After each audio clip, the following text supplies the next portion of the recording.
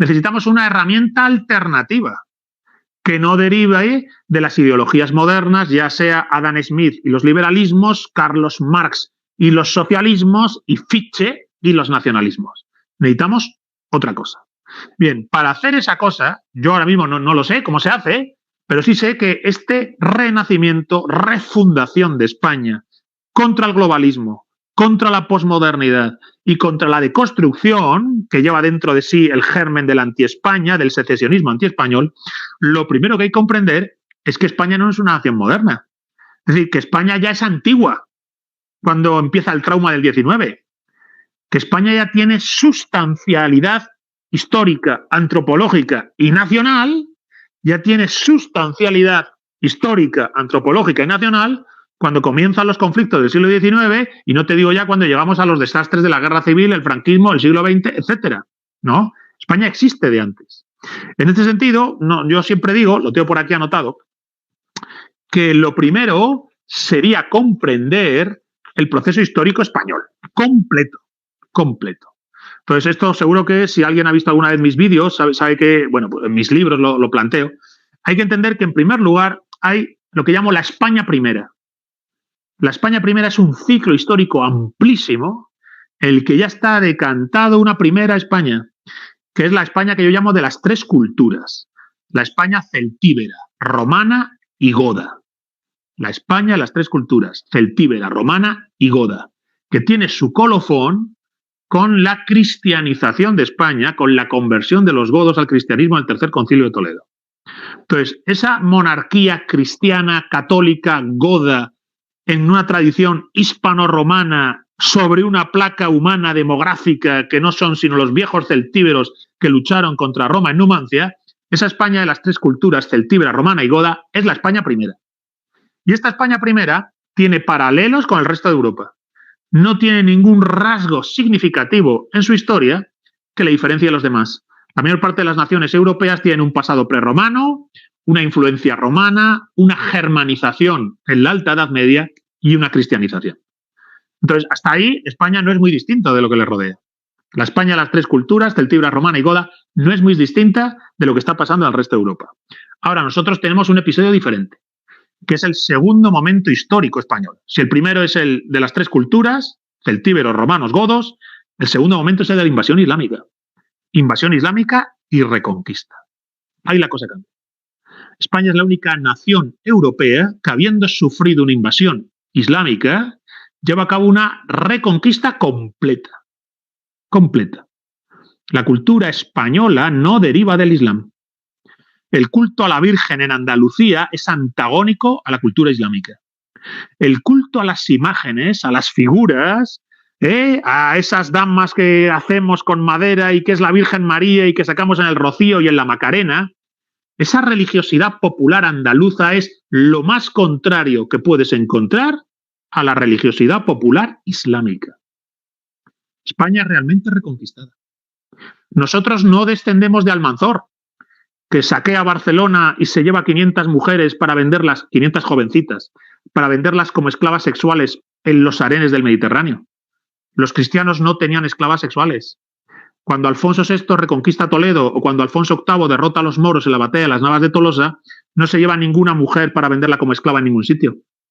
Nosotros no descendemos de Almanzor, no descendemos de las coordenadas filosóficas y religiosas del Al-Ándalus. Descendemos de las coordenadas filosóficas y religiosas del Reino de León, del Reino de Navarra, de Jaime I el Conquistador, del rey Ramiro derrotando a Albermán III en Simancas, o de Sancho el Fuerte, Alfonso VIII y el rey de Aragón derrotando a los moros en las Navas de Tolosa. Entonces, tenemos un segundo momento histórico, reconquista, y ese sí ya es nuestro. Ese sí es un rasgo identitario histórico nacional español, que no tiene parangón en el resto del mundo. Descendemos de ese proceso histórico que hemos llamado reconquista. La espada roja de Santiago Matamoros. Descendemos de ese proceso histórico que hemos llamado reconquista. Y eso ya es un primer elemento de autorreconocimiento, de saber diferenciarnos de la España contemporánea y sus traumas. De decir, vale, sí, pues hemos tenido el siglo XIX, el siglo XX y la España de la deconstrucción, pero antes de todo eso ya había una sustancia histórica nacional española en el Reino Godo, en la fragmentación del Reino Godo en la España verde, España se refunda en el norte. Yo siempre lo digo, todos los españoles, hasta el que viva en Tarifa, de algún modo desciende del norte, de la España atlántica, de la España cantábrica y de la España pirenaica. De la España verde y húmeda, de los Pirineos, el Cantábrico y el Atlántico, ahí se refunda España y baja hacia el sur haciendo la reconquista. Bien, pues ese es el primer rasgo de autorreconocimiento que nos da una identidad histórica nacional, que es anterior a los traumas, a los problemas, al vaciado identitario al que nos ha traído la modernidad. Ahora, el tercer momento histórico, ¿cuál es? El imperio. Cuando se completa la reconquista, casi como de manera providencial, se pega pistoletazo de salida a la España que hemos llamado imperial, con la herencia de los reyes católicos, Carlos V, el descubrimiento de América, y es entonces que aparece el imperio español, el imperio universal católico español, el imperio más grande que ha conocido la humanidad. Cuantitativamente, en tamaño, teníamos el mundo en un puño. Y lo teníamos conforme a unas coordenadas espirituales y filosóficas que derivan de la cristiandad medieval. El imperio español, en sus coordenadas filosóficas y espirituales, deriva de la cristiandad medieval. La filosofía española del siglo de oro, con Suárez, con Molinos, deriva de la escolástica tomista, del pensamiento medieval aristotélico tomista. Lo refina de manera maravillosa, con esa antropología de la gracia suficiente y eficiente, que recuerda que en el hombre el Espíritu Santo no se aparta y que las puertas de la santidad y el heroísmo siempre están abiertas a quien esté dispuesto a recorrer dicha vía y que por tanto no se puede tener una existencia meramente mundana, sino que estamos siempre llamados a una trascendencia a la que podemos llegar, a la que podemos acceder por nuestros propios méritos en la santidad y el heroísmo, conforme a la gracia suficiente y eficiente. Es decir, hablo de la gracia suficiente y eficiente para hacer una referencia a esa filosofía española del siglo de oro que está confrontando a los herejes luteranos y calvinistas y que está actualizando, porque lo que está haciendo es actualizar las coordenadas filosóficas de la cristiandad medieval. Entonces, ese imperio ya es otra cosa característica nuestra, que no tiene parangón en ninguno de los imperios coloniales. El nuestro es un imperio civilizador, no es un imperio colonial.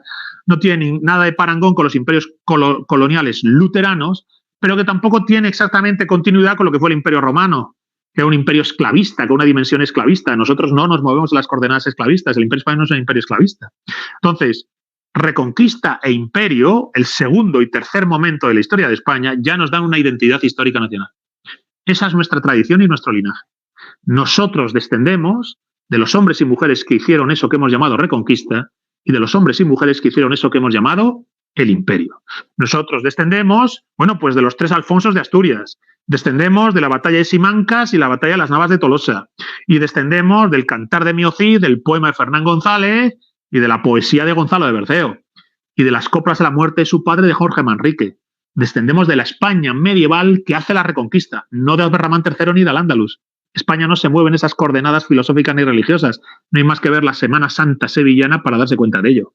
Pero es que no solo descendemos de la reconquista, sino que descendemos de la España del imperio, de la España de Gonzalo Fernández de Córdoba, de Hernán Cortés y de Pizarro, claro está, y de Calderón de la Barca y de San Juan de la Cruz y de Santa Teresa, y de la ingente cantidad de soldados anónimos que luchan en Castelnuovo contra los turcos, o en Lepanto, donde está un soldado anónimo que luego se hace escritor, y a partir de ahí ya es leyenda universal, Miguel de Cervantes. Y tenemos el Amadís de Gaula, y tenemos el Quijote. Y tenemos el Lazarillo de Tormes, y tenemos a ese caballero y poeta que es Garcilaso de la Vega. Nosotros descendemos de eso. Nosotros, España tiene tradición y linaje. Existe, entre comillas, por decirlo así, si se me permite, una raza española.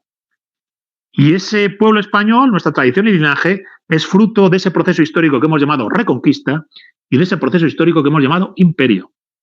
Entonces, frente a la deconstrucción, frente a la España traumada, que ni siquiera sabe que lo está, y que desde finales del siglo XVIII, principios del siglo XIX y hasta día de hoy ha vivido ese largo proceso de casi 200 años, cuya parada final es la España de la deconstrucción, antes de eso, antes del trauma, ya existe una identidad histórica nacional española.